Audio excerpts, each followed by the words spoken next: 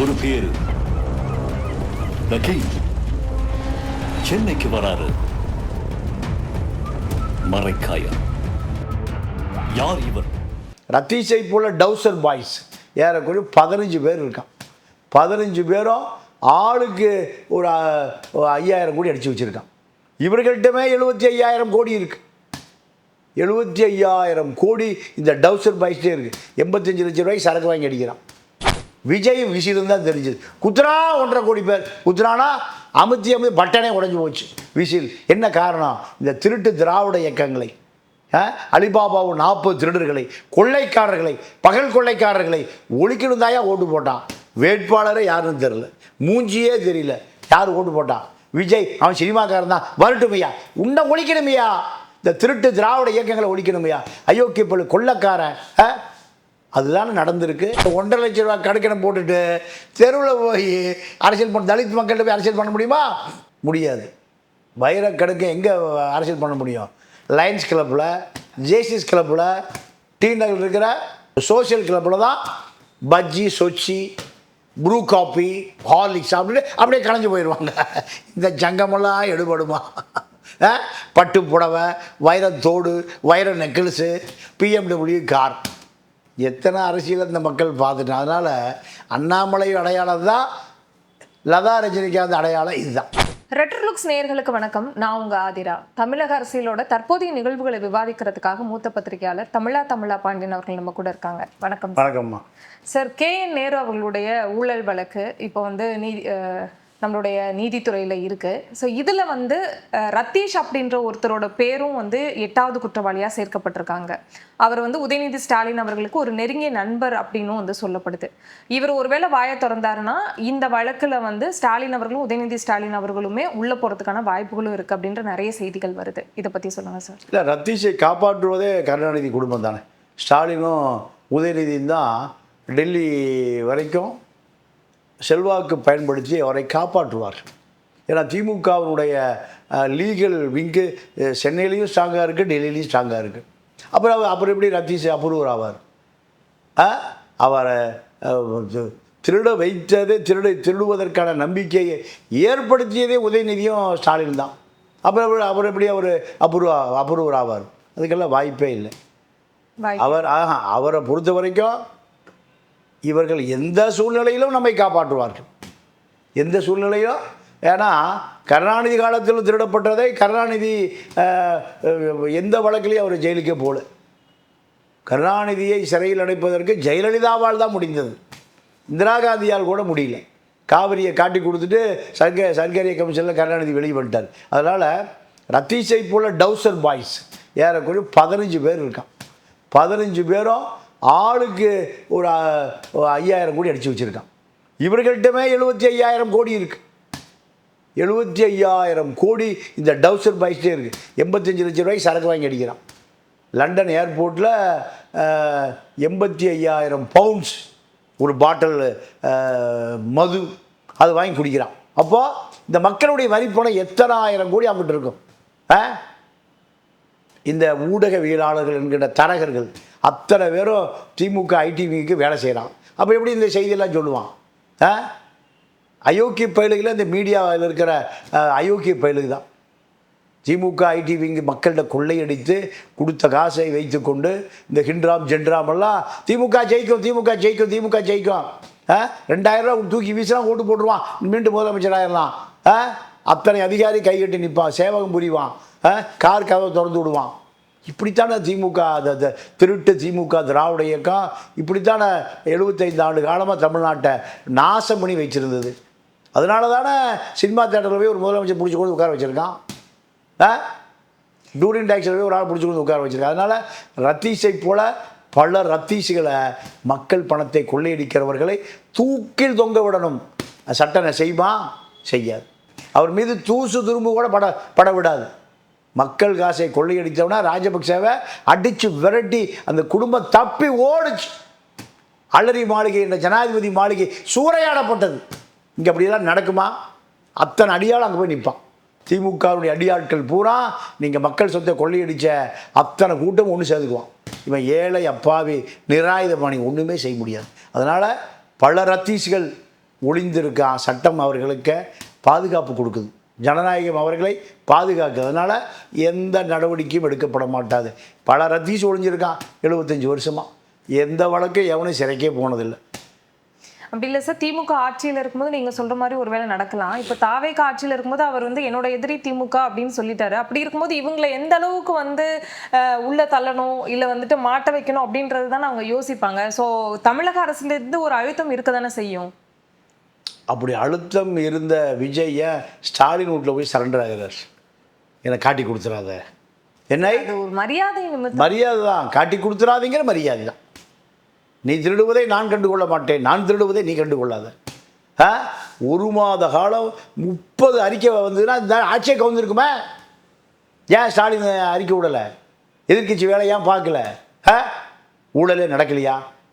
எத்தனை ஊழல், ஊழல் நடந்துட்டு ஏன் அமைதியாக அடக்கி வாசிக்கிறீங்க? எங்கள் மீது நடவடிக்கை எடுத்தால் உங்கள் மீது தினம் புகார் சொல்ல முடியும். அத்தனை புகார் நாங்களே செஞ்சு பயிற்சி எடுத்திருக்கோம், ட்ரைனிங் எடுத்திருக்கோம். அத்தனை பேரும் எங்களுக்கு மாமூல் கொடுக்குற அத்தனை கொள்ளைக்காரர்கள் இருக்கிறான். மணல் மாஃபியாக்கள், மது மாஃபியாக்கள், ரியல் எஸ்டேட் மாஃபியாக்கள், ஹெச்ஆர்என்சி இடத்துல பாசிய கன்ஸ்ட்ரக்ஷன் பில்டிங் கட்டிகிட்டே இருக்கான். யார் இதை கேட்பது? இவர்களெல்லாம் ஒரு மாஃபியா. காவல்துறை அவர்களுக்கு சேவகம் செய்யும், வேலை செய்யும். ஏற்றி கேட்டிங்கன்னா என்கவுண்டர் போட்டுருவான். இதே அருண்குமார் ஐபிஎஸ் திருவேங்கடத்தையே என்கவுண்டர் போட்டார். 3 பேர் சுட்டு கொல்லப்பட்டான். என்ன காரணம்? உண்மை சொல்லிடுவான். ஆம்ஸ்டாங்கை கொண்டவன் பூரா திமுக தான் ஒழிஞ்சிருக்கான்னு உண்மை சொல்லிடுவான். அதனால் சுட்டு கொல்லப்பட்டார்கள். இப்படியெல்லாம் பல விஷயங்கள் இருக்கு. மக்கள் பாவம், அப்பாவிகள், அரசியலே தெரியாமல் இருக்கான். லெனின் தான் சொல்லுவார், உனக்கு அரசியல் தெரியவில்லை என்றால் நீ யாரை வெறுக்கிறாயோ அவன்தாயா உன்னை ஆட்சி பண்ணுவாங்கிறார். எவ்வளோ பெரிய வார்த்தை அது, மாமனிதன் லெனின் சொன்ன வார்த்தை. இங்கே அதுதான் நடக்குது. உன்னை எவன் ஏமாத்துறானோ, உன்னை எவன் திருடுறானோ அவன்தான் உனக்கு தலைமை தாங்கிறான். அவனுக்கு தான் நீ 2000 ரூபாய்க்கு ஓட்டு போடுற. அதனால தானே மக்கள் பூரா யார் வேட்பாளர்னு தெரியல. விஜய் விசிலும் தான் தெரிஞ்சது. குத்துறா 1.5 கோடி பேர் குத்துறானா அமுத்தி பட்டனே உடஞ்சி போச்சு விசில். என்ன காரணம்? இந்த திருட்டு திராவிட இயக்கங்களை, அலிபாபாவும் 40 திருடர்களை, கொள்ளைக்காரர்களை, பகல் கொள்ளைக்காரர்களை ஒழிக்கணும் தாயா ஓட்டு போட்டான். வேட்பாளரே யாருன்னு தெரியல, மூஞ்சியே தெரியல. யார் ஓட்டு போட்டான்? விஜய். அவன் சினிமாக்காரன் தான், வரட்டுமையா, உன்னை ஒழிக்கணுமையா, இந்த திருட்டு திராவிட இயக்கங்களை ஒழிக்கணுமையா, அயோக்கிய கொள்ளைக்காரன். அதுதானே நடந்திருக்கு. அப்போ எப்படி நடவடிக்கை எடுத்தான்? 1 மாத காலம் எந்த நடவடிக்கையும் இல்லை. திமுகவுக்கு திருடி கொடுத்த அதே அதிகாரிகள் எங்கே இப்போ விஜய் தங்கியிருந்த இடத்துல மேலே படுத்திருக்காரு, கீழே தீ வச்சு விட்டாங்க. காலையில் 9 மணிக்கு நடந்தது தெரியுமா? ஊழல் ஊழல் ஊழல். என்ன நடந்ததுன்னா பால் சீலிங் தீ பிடிச்சி எரிஞ்சிருக்கு. இதே இரவு 2 மணிக்கு பால் சீலிங் தீ பிடிச்சி எரிஞ்சா பால் சீலிங்க்கு மேலே யார் படுத்திருக்கா? விஜய் படுத்திருக்கார், முதலமைச்சர். அவர் விஜய் அல்ல, முதலமைச்சர். தமிழ்நாட்டினுடைய மானம், தமிழ்நாட்டினுடைய மரியாதை அது எரிஞ்சு போயிருக்கு. 8:40 வெளியே போகிறாரு, 8:50 தீ பிடிக்குது. மாதம்பட்டி ரங்கராஜ் டெல்லியில் ஹோட்டல் நடத்துறதுக்கு தமிழ்நாடு கெஸ்ட் ஹவுஸு உதயநிதி சொல்லி கொடுக்கப்பட்டிருக்கு. சாய் கிருஷ்ணா சொல்கிறா, என்னை கர்ப்பமாக்கிட்டு தப்பிச்சு ஓடி போயிட்டாருன்னு. இந்த நபருக்கு தான் அங்கே கான்டாக்ட். அங்கே கோபின்னு ஒருத்தர் இருக்கார், தரகர். சேலத்தில் புரோக்கர் வேலை பார்த்துட்டு இருந்த தரகர், சப்ளை சர்வீஸ். 300 கோடி ரூபா சொத்து வச்சுருக்கார். 71 ரூம், 30 கார், இன்னோவா புது கார், 30 டிரைவர், 60 வேலையாள். அத்தனையும் இந்த கோபி கட்டுப்பாட்டில் இருக்கு. அதிகாரி இருக்காங்க, அவர்கள் கட்டுப்பாட்டில் இல்லை. யார் போனாலும் சப்ளை சர்வீஸு வேலை. ஏம்மா இப்போ டெல்லியில் எந்த கேட்ரிங் மேனேஜராக இல்லையா? பழைய கேண்டீன் நடத்துகிற ஒரு இந்த சேலத்துக்காரர் என்ன ஆனார்? அவருக்கு கேண்டீன் நடத்த தெரியாதா? அப்போ என்ன எல்லாத்துலேயுமே ஊழல். பழைய ஹோட்டல் நடத்தின ஒரு பேர் சேலம் முத்துகிருஷ்ணன், ஆனந்தா அரியாஸ். அவரை விரட்டி விட்டுட்டு இந்த கோபி இப்போ மாதம்பட்டி ரெங்கராஜை போட்டிருக்கார். ஒரு இட்லி 50 ரூபா.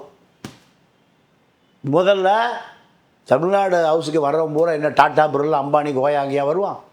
அதிகாரிகள் வருவான். ரிட்டையர்டு அதிகாரி, முன்னாள் எம்எல்ஏ, இன்னாள் எம்எல்ஏ, நாடாளுமன்ற உறுப்பினர், நம்மளை போல ஏழை பத்திரிக்கைக்காரன் போய் தங்குவான். அதுக்காகத்தானே தமிழ்நாடு இல்லம் உருவாக்கப்பட்டது.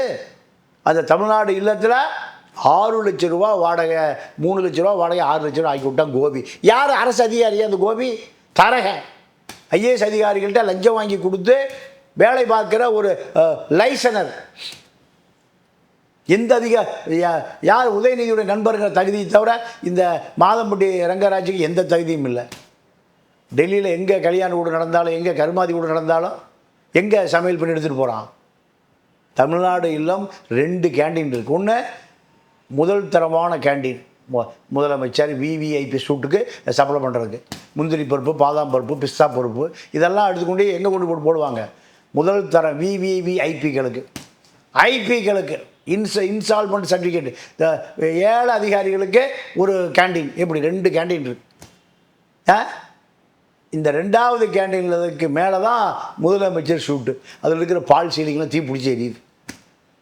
லிஃப்ட் எப்போ உடஞ்சி விடுவோம்னே தெரியல. 30 கார் எதுக்கு ஓடுது? 71 ரூம்லையும் வாடகைக்கு விடப்படுகிறது. 25 கார் யாருக்கு ஓடுது? வருகை பதிவேடு இருக்கா தமிழ்நாடு கெஸ்ட் ஹவுஸில்? எல்லா மாநில கெஸ்ட் ஹவுஸ்லேயும் துப்பாக்கியோட ஒரு பாதுகாவலர் இருக்கான். ஏன்னா வருகிறவர்கள் முக்கியமான அதிகாரிகள். தமிழ்நாட்டுடைய தலைமைச் செயலாளர், முன்னாள் எம்எல்ஏ, இன்னாள் MLA, government secretary, under secretary, joint secretary, யார் போகிறா யார் வர. ராத்திரியில் தான் பரபரப்பாக இருக்குது தமிழ்நாடு கெஸ்ட் ஹவுஸு. இரவில் தான் பரபரப்பாக இருக்குது. யார் இந்த கோபி, இந்த மாதம்பட்டி ரங்கராஜ்? 2 பெண் அதிகாரிகள் இருக்காங்க. அந்த அந்த அதிகாரிகள் அவர்களால் எந்த நடவடிக்கை எடுக்க முடியல. ஜெயான்னு ஒரு அம்மா இருக்காங்க, முதுநிலை ரெசிடென்ஸ் கமிஷனர் இருக்காங்க, எந்த நடவடிக்கை எடுக்க முடியல. உதயநிதிக்கு ஃப்ரெண்டு யாராவது தொட முடியுமா? அடுத்து பரிமளா தேவின்னு இருக்காங்க, உதவி வரவேற்பு அதிகாரி, பக்கத்தில் போக முடியுமா? இப்போ சுற்றுலாத்துறை அமைச்சராக இருக்கிற ராஜேஷ், காங்கிரஸ் அமைச்சர், அந்த பக்கமே போக முடியாது.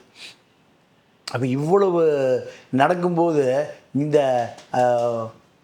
தமிழ்நாடு அரசினர் விருந்தினர் எல்லாம் மயிலையில் உயிர் தப்பியிருக்காரு. முகாம்பிகை கோயிலுக்கு போகிறாரு. போகும்போது இங்கே தீ பிடிச்சி அபசகனத்தில் போகிறார். எம்ஜிஆர் போன முகாம்பிகை கோயிலுக்கு போகிற பொழுது இங்கே தீ பிடிச்சி எரியுது. அப்போது தமிழ்நாடு மானம், தமிழ்நாடு டெல்லி விருந்தினர் இல்லத்தில் நாறு. அப்போது 16 கார்ப்பரேஷனுக்கும் ஒரு வேஸ்ட் மேனேஜ்மெண்ட் 300 கோடி ரூபாய் குப்பை அள்ளுற கான்ட்ராக்ட் வருஷத்துக்கு. இது பூரா திமுக கொடுத்தாங்கல்ல, அதே உபிசி நிறுவனத்திற்கு 300 கோடின்னு 16 நகராட்சி, தூத்துக்குடி, திண்டுக்கல், கரூர் போன்ற 16 நகராட்சிகளுக்கு புஷி ஆனந்தம், பஞ்சாபில் மெடிக்கல் காலேஜ் கட்டி வச்சிருக்கிற ககன் தீப் சிங் பேடி 2 பேரும் 4800 கோடி ரூபாய்க்கு திமுகவை சேர்ந்த உபேசி நிறுவனத்துக்கு அப்படியே குப்பை அள்ளுற கான்ட்ராக்ட் கொடுத்துருக்காங்க. ஏன்னா குப்பை அள்ளுறதுக்கு ஜெர்மனிலேருந்து வரணுமா? குப்பை அள்ளுறதுக்கு துபாயிலேருந்து வரணுமா? 4800 கோடி ரூபா ஒப்பந்தம் கையெழுத்தாயிருக்கு. 10% எவ்வளோ ஆச்சு? 480 கோடி ரூபா எங்கேயா கை மாறி இருக்கு? ககன் சிங் பேடி, கார்பரேட் பேடி இன்னொரு மெடிக்கல் காலேஜ் கட்ட போகிறாரு. 20 ஆண்டு காலமாக அவர் எந்த டிபார்ட்மெண்ட்டில் இருக்கார்? நகராட்சி சுற்றி வருவார். இப்போ புஷிகிட்ட கொடுத்த புஷி, பாண்டிச்சேரியில் உனக்கு காசாக கொடுத்துட்றேன், இல்லை வெளிநாட்டில் வேணுமா நான் கொடுத்துட்றேன். இப்போ ஊழல் இல்லாமல் எப்படி இருக்குது? இது ஊழல் இல்லையா? அப்போது இந்த அரசு திமுக ஊழல் அமைச்சர்கள் மீது ஏன் நடவடிக்கை எடுக்க தயங்குது? அருண் ஐபிஎஸ்க்கு என்ன வேலை? 35 அமைச்சர்கள் மீதும் மாதம் ஒருத்தர் மேல் வழக்கு போடு. 35 பேர் உள்ளே போயிடுவான். சொத்துக்களை பூரா பறிமுதல் செய்யும். 35,000 கோடி வந்துடும் முதல் ரவுண்டில். 2வது ரவுண்டு 35,000 கோடி, 3வது ரவுண்டு 1 லட்சம் கோடி வந்தால் பட்ஜெட்டே ஃப்ரீயாக போடலாம். அப்போது விஜய் சுற்றி இருக்கிற நபர்களும் என்ன செய்கிறார்கள் என்பது மக்கள் வேடிக்கை பார்த்துட்டு இருக்காங்க. இல்லை சார், இப்போ முதலமைச்சர் விஜய் அவர்கள் வந்து அந்த அமைச்சரவை கூட்டத்திலையும் சொன்னாங்க, யாருமே காசு வாங்கக்கூடாது, யாரும் வந்து உங்களுக்கு கீழே இருக்கவங்களையும் அந்த மாதிரி வாங்கிடக்கூடாது, நீங்கள் கேர்ஃபுல்லாக இருங்க அப்படின்ற மாதிரி சொன்னாங்க. இப்போ நீங்கள் சொல்கிறது பார்த்தா புஷி ஆனந்த் அவர்களுக்கும் வந்துட்டு ஒரு வகையில் ஊழல் அப்படின்றத அவர் பண்ணுறாரு அப்படின்னு சொல்கிறீங்க. இது எல்லாத்தையுமே வந்துட்டு உளவுத்துறை விஜய் அவர்கள்கிட்ட சொல்லுவாங்களா, இல்லை அவர் வந்து எதுவும் ஸ்டெப்ஸ் எடுக்க வாய்ப்பு இருக்கா? இப்போ நீங்கள் சொல்கிற மாதிரி பார்த்தா ஸ்டாலின் அவர்களை போய் அவர் சந்திச்சதுக்கு காரணமே வந்து நான் உங்ககிட்ட வரமாட்டேன், நீங்கள் எங்ககிட்ட வராதிங்க அப்படின்ற ஒரு டீலிங் தான். அப்போ எதிர்கட்சியில் ஊழல் பண்ணாலும் கண்டுக்க மாட்டோம், அப்ப இப்ப இருக்கிற நாங்க ஆட்சியில இருக்க ஊழல் பண்ணாலும் கண்டுக்க மாட்டோம்னா அப்ப இது வரைக்கும் பார்த்தது தான் தமிழக மக்கள் இனிமேலும் அதுதான். நீங்க திமுக ஆட்சிக்கு வந்துருச்சு 2021. எடப்பாடியும் ஸ்டாலினும் ஒரு டீலிங் போடுறாங்க. துபாயில் வச்சு சபரீஷன் தான் டீல் போடுறாரு. 10,000 கோடி கொடுத்துருங்கன்ட்ட. நீங்கள் திருடுனதெல்லாம் 5 வருஷம் உங்கள் பக்கமே திரும்பி பார்க்க மாட்டேன். 10,000 கோடி வாங்கிட்டு 5 வருஷம் ஏதாவது திமுக அண்ணா திமுக வழக்கு போட்டாங்களா? புனிதமான ஆட்சி, புத்தர் ஆட்சி, காந்தி ஆட்சி. காந்தி ஆட்சி தான், ஏன்னா நோட்டில் காந்தி இருக்கார்ல, 10,000 கோடியில் காந்தி இருக்கார். அப்போது திருட்டு திராவிட இயக்கங்கள். அதனால தானே மக்கள் பூரா போய் யாருக்கு ஓட்டு போட்டான்? சினிமா தேட்டரில் போய் பிடிச்சி வந்து உட்கார வச்சுருக்கான். அப்போ இவர்களும் அதே வேலையை செய்தால் இனி டூரிங் டாக்ஸி தான் போகணும். ஆட்சிகள் காட்சிகள் மாறினாலும் ஊழல் தொடர்ந்துகிட்டே இருக்குது. ஊழல் இந்த இண்டஸ்ட்ரியல் செக்ரட்டரி விஜயகுமார் அமைச்சர் கீர்த்தனாவை கண்டுக்கிறதே இல்லை. தொழிலாளர் துறையில் 100 கோடி 200 கோடி 500 கோடி 1000 கோடி எல்லா பட்ஜெட்டும் வரும். இண்டஸ்ட்ரியல் செக்ரட்டரி விஜயகுமார் என்ன பண்ணுவார்? 100 கோடி பட்ஜெட் வந்தால் 35 கோடி 3ஆக பிரிச்சுடுவார். ஏன்னா அவரே அப்ரூவல் கொடுக்கலாம் 10% வாங்கிட்டு. 100 கோடிக்கு வந்தால் 10% 10 கோடி. ஏன் ஆந்திராவுக்கு போகுது? ஆந்திராவில் ஜிஎஸ்டி 8%, 9%, தமிழ்நாட்டில் 18%. அதனால் எங்கே போகிறது? எங்கே ஜிஎஸ்டி குறைவாக இருக்குது அங்கே போகத்தானே செய்வான். இதுக்கு என்ன பண்ணார் இண்டஸ்ட்ரியல் செக்ரட்டரி? முதலமைச்சர் என்ன பண்ணார்? சந்திரபாபு நாயுடு டெல்லியில் போராடி தன்னுடைய மாநிலத்துக்கு தொழில் துவங்க வருகிறவர்களுக்கு பாதி கட்டினா போதும். தொழில் ஆரம்பிக்கிறதுக்கு முன்னாடி அவனுக்கு 10% லாபம் வந்துடுது. 1000 கோடி இன்வெஸ்ட் பண்ணுறா 9 கோடி ப்ராஃபிட், 9%. 1000 கோடியில் ஏறக்குறைய நீங்கள் 90 கோடி தொழில் ஆரம்பிக்கிறதுக்கு முன்னாடி ப்ராஃபிட். அவங்க அப்போ இங்கே 18% வரி கட்டணும், அங்கே 9% தான் வரி. அப்போது மோடியிட உள்ள நெருக்கத்தை பயன்படுத்தி என்ன பண்ணுறாரு சந்திரபாபு நாயுடு? வரி சலுகையை வாங்கிறார். இங்கே திமுக கொள்ளக்கோஷ்டியிலே தான் ஆட்சி நடத்துகிறாங்க. எல்லா பயிலும் 10% சபரீஷை கேட்டார், அந்த முதலியார் பையன். அவர் இப்போது ஒரு 3 லட்சம் கோடி திருடி லண்டனில் வச்சுருக்காரு. எல்லாம் மாஸ்க்கு கேட்குறான், எங்கடா இவனுக்கெல்லாம் எங்கேருந்து வந்தானுங்க? 3 லட்சம் கோடி 2 லட்சம் இந்த தொழில்களை எங்கே இருந்தான்? மக்களுடைய சொத்தை அப்படியே கொள்ளையடிச்சிட்டு லண்டனில் பதுக்கி வச்சுருக்கான் சபரீஷை உட்பட. பாஜக பங்கு வாங்கிக்கிறான். நாக்பூர் கொள்ளையில் கும்மி அடிச்சுக்கிறான். முடிஞ்சு போச்சா? அப்போது இந்த அப்பாவி மக்களை யார் காப்பாற்று? நகராட்சியை குட்டி குட்டி ஊரெல்லாம் மாநகராட்சி வந்துட்டான். 5000 கோடி கடன் வாங்கலாம் உலக வங்கியில். மாநகராட்சியில் 500 ரூபா கட்டின வரியை 5000 வாங்கிட்டான். இவன் திருடுறதுக்கு இந்த மக்கள் 500 ரூபா வரி கட்டணும், 5000 கட்டணும். மாநகராட்சி வரி, தண்ணி வரி 10 மடங்கு அதிகமாகிடும். மாநகராட்சினா 10 மடங்கு இருந்தால் தான் மாநகராட்சி. அப்போ தான் உலக வங்கி கடன் கொடுப்பான். யார் தலையில் போடுறாங்கல்லாம்? மக்களோட. மக்களுக்கு ஏதாவது தெரியுதா? அதனால தான் நேராக இந்த திருட்டு திராவிட இயக்கங்களை ஒழிச்சு விட்டு நேராக சினிமா தேட்டரில் போய் கமலா தேட்டரில் முடிச்சா உட்கார வச்சிட்டான். இப்போ வந்து திமுகவில் வந்து திமுக ஏன் தோத்துச்சு அப்படின்ற ஒரு பேச்சும் போயிட்டு இருக்கு. அதில் வந்து ஸ்டாலின் அவர்கள் மகனையும் மருமகனையும் கூப்பிட்டு வச்சு இது எதனால அப்படிங்கும்போது உதயநிதி ஸ்டாலின் அவர்கள் வந்து பெண் நிறுவனம் நமக்கு ஒழுங்கான கருத்து கணிப்பு கொடுக்கல அப்படின்னு சபரீஷன் அவர்கள் மேலே சொன்னதாகவும், சபரீஷன் அவர்கள் வந்து இல்லை அதுக்கு நடுவில் வந்து சுனில் கணுக்கோல் அப்படின்ற ஒருத்தர் வியூக வகுப்பாளராக உதயநிதி ஸ்டாலின் அவர்கள் கூட இருந்தாங்க அப்படின்னு சொல்லப்படுது. ஸோ இவங்களால இந்த குடும்பத்துக்குள்ள ஒரு பிரச்சனையே வந்திருக்கு திமுக அந்த மேலிடத்துக்கு அப்படின்ற மாதிரியும் செய்திகள் வருது. அதை பற்றி சொல்லுமா? காமராஜர் தோற்று போயிட்டார். இதை ஆராய்வதற்கு ஒரு குழு போட்டாங்க. காமராஜர் ஒன்றும் ஆக்ஸ்போர்ட் யூனிவர்சிட்டிக்கெல்லாம் போகல, இங்கே இருக்கிற யூனிவர்சிட்டிக்கே போகல. அவர் படித்ததே 4வது 5வது தான். படிக்காத மேதை. எல்லாம் உட்காந்து பரபரப்பாக பேசிட்டாங்க. கடைசி அவர் பங்கு வந்தது. நேரம் எந்திரிச்சார், சொன்னார் மக்கள் ஓட்டு போடலேன்னு தோற்று போயிட்டோம்னே, மக்களுக்கு நம்மளை பிடிக்கலைன்னு, திமுகவை பிடிச்சிருக்குன்னு. இதுக்கு ஏன் பேசுகிறீங்க இத்தனை நாள்? திமுக விஷக்கிருமிகள் ஊடுருவிட்டான், பொய்யான வாக்குறுதியை கொடுத்தான், ஓட்டு போட்டான், நம்ம தோற்று போயிட்டோம், போகையால. இதுதான் காமராஜ். திமுக செய்த ஊழலை மக்கள் சகிக்கல. அதனால் யாருன்னே தெரியாத ஆட்களுக்கு பூரா குத்தி குத்தி ஓட்டு மிஷினே உடஞ்சி போச்சு. மிஷினில் அமைச்சி அதே பொத்தாலாம் பொத்துட்டு வெளியே வந்துருச்சு. ஏன்? திமுகவை குத்த முடியல அவனால், திமுகவை உதைக்க முடியல. அதனால் எதை போய் குத்துனான்? விசில் சின்னத்தை, அந்த மிஷினை குத்துனான். பல ஓட்டிங் மிஷினில் விசில் சின்னம் உடஞ்சி போச்சு. இந்த கோபம் பூரா திமுக மேலே உள்ள கோபம். இதுதான். இதில் பெண் நிறுவனம் என்ன பண்ணோம்? சுனில் என்ன பண்ணுவார்? திருடுவதை நிறுத்தினீங்கன்னா மக்கள் உனக்கு ஓட்டு போட்டுருவாயா. கொள்ளை 5 லட்சம் கோடி கொள்ளையடிக்கப்பட்டு, 5 லட்சம் கோடி. சுதந்திரம் அடைந்ததுலேருந்து எடப்பாடி காலம் வரைக்கும் 5 லட்சம் கோடி தான் கடை. ஆனால் இவர்கள் 5 ஆண்டு காலத்தில் எவ்வளோ கடை? 10 லட்சம் கோடி கடை. கொள்ளை கொள்ளை கொள்ளை கொள்ளை. இந்த கொள்ளையை மக்கள் காத்துட்டே இருந்தான். எப்படா எலெக்ஷன் வரும், எப்படா தேர்தல் வரும். அப்போ இவங்க 2000 தூக்கி எறிஞ்சால் ஓட்டு போட்டுருவாங்க. நம்ம இந்த பிச்சைக்கார பயிர் 2000 தூக்கி எறி, ஜெயலலிதா தான் சொல்லணும். நாய்க்கு பிஸ்கட் 1000, ஓட்டு போடணுக்கு 200. எப்படி? அதே தான் நடந்தது. இந்த பயல்களுக்கு விஷன் 200ன்னு 2 வருஷத்துக்கு முன்னாடியே ஒரு தொகுதிக்கு ஏறக்குறைய 2000 ரூபான்னு 2 லட்சம் பேருக்கு 40 கோடி 50 கோடி பதுக்கி வச்சுருந்தாங்க. 50 கோடியை 200 தொகுதிகளில் ஒரு 10,000 கோடியை கொடுத்து விலைக்கு வாங்கிடலாம் நினச்சான் திமுக. மக்கள் என்ன பண்ணான்? 2000 வாங்கிட்டு விசிலுக்கு போட்டான். இதுதாயா? இதுக்கு எங்கே போய் இது போய் யார்கிட்ட போய் விசாரிக்கணும்?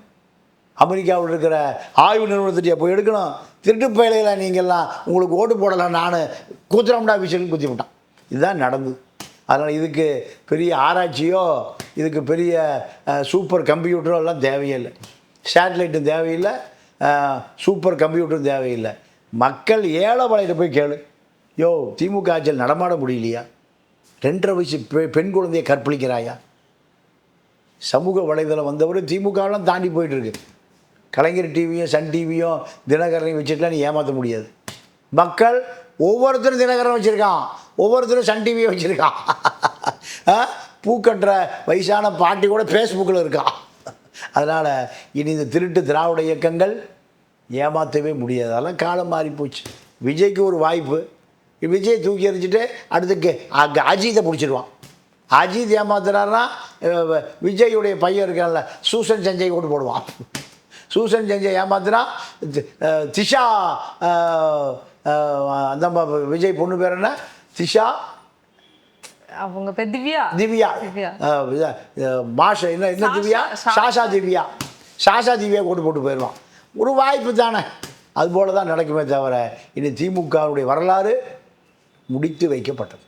அதனால தான் கூட்டணி கட்சிகள் எல்லாம் வெளில வந்துட்டாங்களா சார்? அதுதான் காரணம். நீங்கள் போனியாகாத கடையில் தான் ஓட்ட முடியும். இந்த கடையில் பண்டம் பூரா அழுகி போச்சுன்னு அவனை வாங்குவானா? திமுகவை காப்பாற்றியது முஸ்லீம்கள், கிறித்துவர்கள், கம்யூனிஸ்டுகள், தலித்துக்கள், காங்கிரஸ், அத்தனை பேரும். புது ரயில் புறப்பட்டது, இந்த ரயில் கிளம்பாது. அதனால் எல்லா ரயிலை மாறி வேகமாக போகிற ரயிலில் இதில் சதாப்தியில் ஏறிட்டான். சதாப்தி ரயில் ஏறிட்டான். இது பேசஞ்சர். இது வந்து சேரத்துக்குள்ள அது ஊருக்கு போயிடும். அதனால் திமுகவை விட்டு விசிக வெளியேறிடுச்சு, கம்யூனிஸ்டுகள் வெளியேறி விட்டார்கள். இப்போ காங்கிரஸ் வெளியேறிடுச்சு, முஸ்லீமுக்கு எல்லாம் வெளியேறிட்டான். இப்போ வைகோவும் ஜவஹர்லாவும் சூரியன் சின்னத்தில் நம்ம வாங்கிட்டு கிளம்பவே முடியலையே உட்காந்துருக்கா பேசஞ்சரில். இதுதான் நடக்குது. சார் அடுத்ததா இப்போ வந்து அண்ணாமலை அவர்களும் புதிய இயக்கத்தை வந்து தொடங்கியிருக்காரு அப்படின்னு சொல்லியிருக்காங்க. இப்போ இளைஞர் கூட்டம் அப்படின்னு சொல்லி பார்த்தோம்னா தமிழக வெற்றி கழகத்தில் ஒரு கூட்டம் இருக்கு, நாம் தமிழர் கட்சியில் ஒரு கூட்டம் இருக்கு, இப்போ வந்து அண்ணாமலையை பிடிச்ச ஒரு இளைஞர் கூட்டமும் இருக்கு. ஸோ இந்த இளைஞர்களுக்குள்ள ஒரு கன்ஃபியூஷன் இருக்கும் அப்படின்னு நினைக்கிறீங்களா? ஸோ எந்த பக்கம் இருக்கிறது, யார் கூட இருந்தால் நமக்கு ஒரு ஃபியூச்சர் இருக்கும் அந்த மாதிரிலாம்? இல்லை, அண்ணாமலை பொறுத்த வரைக்கும் சீமான் ஒரு காலாவதியான தமிழ் தேசியம். 7 இப்போ 3க்கு வந்துருச்சு, 3 இனி 2க்கு வந்து 1க்கு வந்துடும். அண்ணாமலையை பொறுத்த வரைக்கும் அவர் ஒரு இந்திய தேசியம். இந்திய தேசியம் காலாவதி ஆகி தான் திராவிட அரசியல் வந்தது. திராவிட அரசியலும் காலாவதி ஆகி தான் தமிழ் தேசியம் வந்தது. நீங்கள் 2009 ஈழ பிரச்சனையில் இந்த திராவிட இயக்கம் துரோகம் செய்துவிட்டது என்பதற்காக தான் நாம் தமிழர், அங்கே திராவிடமே இல்லை. விஜயகாந்த் 2005 ஆரம்பிக்கப்பட்ட கட்சி தேசிய முற்போக்கு திராவிடர் கழகம். அப்போ திராவிட கழகம் டிமாண்ட் இருந்தது. 2009 திராவிட கழகம் காலாவதி ஆகிப்போச்சு. இப்போ கெல்டி வீரமணி தான் திராவிடம் இருக்கார். 92 வயசில் நடக்க முடியல, கண்ணு தெரியல, காது கேட்கல. இதுதான் திராவிட இயக்கம். இளைஞர்கள் பூரா எங்கே வந்துட்டான்? தமிழ் தேசியத்தை நோக்கி வந்துட்டான். தமிழ் தேசியத்தை ஏமாற்றுற காரணத்தினால சீமானை விட்டு வெளியே போயிட்டான். வெளியே போய் இப்போ எங்கே நிற்கிறான்? விஜய்கிட்ட போய் நிற்கிறான். இப்போ இந்திய தேசியம்தான் அண்ணாமலையுடைய கொள்கை. மூளையில் அதுதான் இருக்குது. இது இருந்த இடமும் இந்திய தேசியம்தான். ஏன்? தமிழர்கள் அப்படிங்கிற அடையாளமே இல்லாமல் ஓம் காளி ஜெய் காளி, பார்த்தி மாதாக்கு ஜெய், இது இங்கே காலாவதி ஆகி எத்தனை வருஷம் ஆச்சு? 75 வருஷம் ஆச்சு. காங்கிரஸும் பாரதிய ஜனதாவும் ஒரே கொள்கை தானம்மா, ஒரே கொள்கை தான். காஷ்மீர்லேருந்து கன்னியாகுமரி வரைக்கும் ஒரே நாடு, ஒரே சட்டம், ஒரே உணவு, ஒரே சட்டை, ஒரே பேண்டு. இதெல்லாம் இங்கே எடுத்துக்கோனா எவனாவது? காங்கிரஸ் காலாவதி ஆகி போச்சு, இனி பாஜகவும் காலாவதி ஆகி போயிடும். இங்கே தேசிய இனப்பிரச்சனை வளர்ந்துட்டுருக்கு.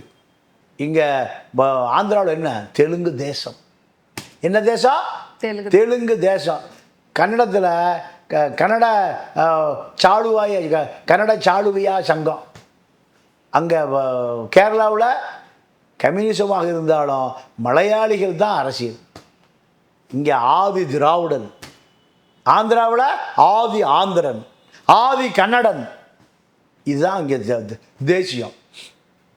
தேசிய அரசியல் தான் இப்போ இளைஞர்கள் எதிர்பார்க்கலாம்.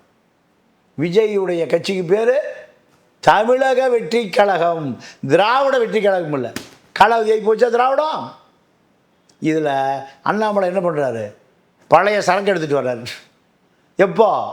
1967 அழிந்து போன இந்திய தேசிய சரக்கை எடுத்துகிட்டு வர்றாரு. வியாபாரம் ஆகும். அங்கே கடந்து எவ்வளோ நாள் வந்தாச்சு. அண்ணாமலைனா என்னமா தெரியுது? பாஜக ஆளும் தெரியுது. இல்லை சார், அதனால தான் அவர் வெளியில் வந்துட்டாரு. பாரதியார் காமராஜரை கொள்கை தலைவராக அறிமுகப்படுத்த போகிறாரு அப்படின்ற செய்திகள்லாம் வருதே சார். இல்லைம்மா, அதாவது பாஜக அம்பேத்கர் படத்தை போடுறான், தலித்து பூரா பாஜக போயிடுவானா? போகவே மாட்டான். ஏன்? என்ன காரணம்? வியாபாரம் பண்ணுறான், ஏமாத்துறதுக்கு போடுறான், ஏன்றான், ஏமாற்றுவதற்கு போடுறாங்க. அப்போ அண்ணாமலை பார்க்கும்போது எப்படி பார்க்குறாங்க? ஒரு பாஜக, பாசிச பாஜக. விஜய் சொல்லி வச்சிருக்காரு, பாசிச பாஜக. ஆமாம், இவர் யாருடைய ஆளு? பாசிச பாஜக ஆளு. அப்படித்தான் அடையாளமாகும். திமுக ஒருத்தர் கட்சி ஆரம்பிக்கிட்டோம், அவர் எப்படி பார்ப்பான்? திமுக. வைகோவை எப்படி பார்ப்பான்? எப்படி பார்த்தான்? மறுமலர்ச்சி திராவிட முன்னேற்ற கழகம். அந்த கோஷ அதை காமராஜர் சொல்லுவார், ஒரே குட்டையில் ஊறிய மட்டைகள். நீங்கள்லாம் திராவிட பாரம்பரியம், திருட்டு திராவிட பாரம்பரியம். அதிமுக, திமுக, மதிமுக எல்லாம். அப்போது அண்ணாமலையுடைய அடையாளம் அமித்ஷா அடையாளம். மறைத்து கொள்ளலாம். கொண்டைய மறந்துட்டியாடா குப்பா, எல்லாத்தையும் மேக்கப் போட்டேன், ஏதோ மறந்துட்டா மண்டையில் இருக்கிற கொண்டையை மறந்துட்டியாடா. இந்த கதை தான். அதனால் இப்போ இன்னொரு பெரிய புரட்சி தலைவி ஒருத்தர் வந்துருச்சு. யார்? ரஜினி பொண்டாட்டி லதா ரஜினிகாந்த். அந்த அம்மா ஒரு கட்சி ஆரம்பிச்சிருக்கு. மயிலாப்பூர் மாமிகள், மாம்பழ மாமிகள் எல்லாம் எங்கள் கிளப்பில் கூடுங்க. சொஜ்ஜி பஜ்ஜி சாப்பிட்டு வைரத்தோடு வைர கடுக்க எல்லாம் 1.5 லட்ச ரூபா கடுக்க இந்த 1.5 லட்ச ரூபா கடுக்கனை போட்டுட்டு தெருவில் போய் அரசியல் பண்ண தலித் மக்கள்கிட்ட போய் அரசியல் பண்ண முடியுமா? முடியாது. வைர கடுக்க எங்கே அரசியல் பண்ண முடியும்? லயன்ஸ் கிளப்பில், ஜேசிஸ் கிளப்பில், டி நகர் இருக்கிற சோஷியல் கிளப்பில் தான் பஜ்ஜி சொச்சி ப்ரூ காப்பி ஹார்லிக்ஸ் சாப்பிட்டுட்டு அப்படியே கலைஞ்சு போயிடுவாங்க. இந்த ஜங்கமெல்லாம் எடுபடுமா? பட்டு புடவை, வைரத்தோடு, வைர நெக்லஸு, பிஎம்டபிள்யூ கார், எத்தனை அரசியல் இந்த மக்கள் பார்த்துட்டோம். அதனால் அண்ணாமலை அடையாளம் தான், லதா ரஜினிகாந்த் அடையாளம் இதுதான். ரொம்ப நன்றி சார், உங்களுடைய கருத்துக்களுக்கும் உங்களுடைய நேரத்திற்கும். நன்றி, வணக்கம்.